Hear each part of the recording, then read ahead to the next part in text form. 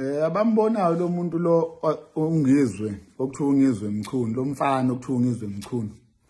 Anoke ningitholele yena nimtshela ukuthi akaye kuba umfazi uhambe beyuze uhambe kukhuluma yonke izinto lezi umfana nje umncane ongangaye ngoba kusindoda umfana lo. Ayikho indoda engakhuluma njengomngizwe.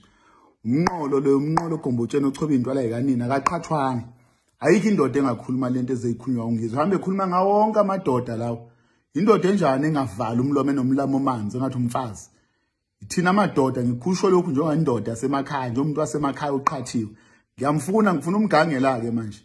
Laba bazokuthi thina njengabaholi ngoba ngathi siyinsimbi asikwazi ukuba nonembeza sizweli. Angikhulumi njengomholi la ngikhuluma njengensizwa yasenquthu phansi lesilutshana embokodwe bomvu wenzimani. Ngiyamfuna uphathe zakho noma nensizwa yakithi. Futhi awuyona insizwa wena uyona nensizwe engangixaka umfana ongangawuti amatisi engeke ungenze lutho.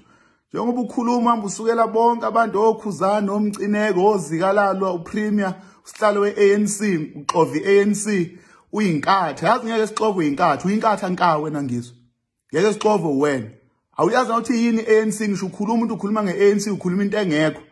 Bofika la ngokushayela elikhanda lakhe eligcwele igazi eligxabhayo ngoba ikhanda lakho ligcwele igazi. Ayengikhiphele igazi eligxabhayo igazi elisekhanda.